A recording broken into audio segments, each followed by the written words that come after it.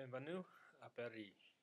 Have you ever wanted to visit a city that spans over 2,000 years, but still diverse enough that the entire family could enjoy? Well, let's take a trip to Paris, France. Today we'll look at three places and share a little history as well as some things to do while you're there. Maybe you're the historian in the family. Well, Paris is that covered. Why not visit the Museum of Museums and visit the Louvre? Maybe you're the romantic in the family. And what better place for romance than the Eiffel Tower itself? Thinking about what to do with the kids? What better place than Europe's happiest place on earth than Disney Paris?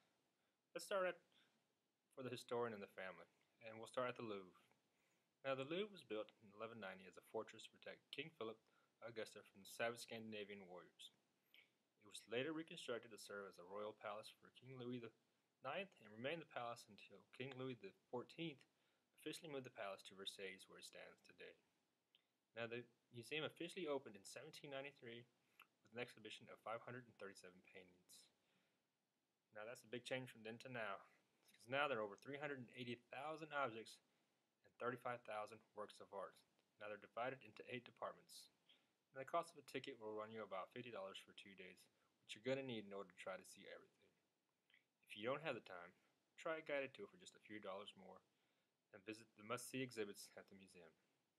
Some of the most notable artifacts include Da Vinci's Mona Lisa, the sculpture created in honor of Aphrodite, the Venus de Milo, and the Sphinx of Titus, which is one of the largest Sphinx collections outside of Egypt.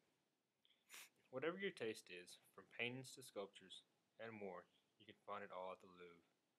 Now for the romantic at heart, well, there's the Eiffel Tower. Now the Eiffel Tower was built by Gustave Eiffel for the World's Fair in 1889. It took over 2 years to build and stands at over 1,052 feet high, and it's divided into 3 platforms. It was the largest structure in the world, reaching until 1930, when the Chrysler Building was constructed. It retook its claim to fame again after construction of the 60-foot antenna was built, but ultimately the tower was taken over by the Sears Tower. Entry to the tower will cost you about $30, and you have your choice of elevator or stairs that'll get you to the first platform. Again, you can pay a little extra and skip the lines, which can take over an hour to reach the entrance. Now, once you reach the first platform, well, it offers a panoramic view for those that are not so brave that don't wish to get any higher than the first platform. Now, at the first platform, you can find a souvenir shop as well as a modest restaurant called Altitude 95.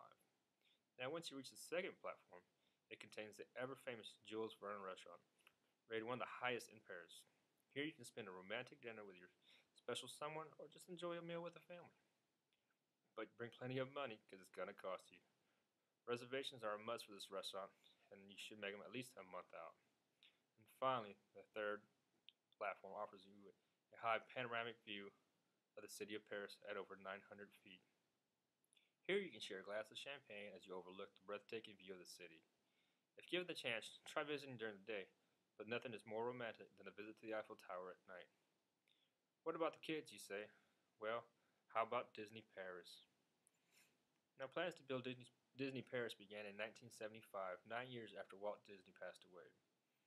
Now, the early countries in the running for Disney Paris include Britain, Italy, and Spain. France eventually won out, and Euro Disney was built just on the outskirts of Paris. It opened its doors to the public on April 12, 1992. Opening day was a complete failure. The park expected to have over 500,000 visitors on the first day, but were barely able to reach 50,000. Now, a recession nearly closed the park for good in late 1992, only a few months after the park had opened. Owners of the Disney Corporation came to the rescue and funded it with the capital they needed to keep the park alive. Now, in 1994, the park finally came alive and began to attract over 1 million visitors and continues to thrive to this day. Now, what can you see there? Well, once you're inside, you can visit some of the most famous attractions like Pirates of the Caribbean, Splash Mountain, and the futuristic Tomorrowland. Now, a ticket for Disney Paris was going to cost you about $75 for the day. Now, the park itself contains 29 restaurants and 7 Disney hotels, and even a golf course to accommodate your stay. So, as you can see, there's plenty to do for everyone. We looked into the world's best museums in the Louvre and discussed some of the famous artifacts and paintings it contains. Then we looked over one of the most romantic sights in the world in the Eiffel Tower and what it had to offer. Finally, we satisfied the kid in all of us by visiting Europe's happiest place on earth in Euro Disney. Now, Paris can be a place for everyone, no matter your tastes. So next time you think of a place to visit, be sure to put Paris at the top of your list.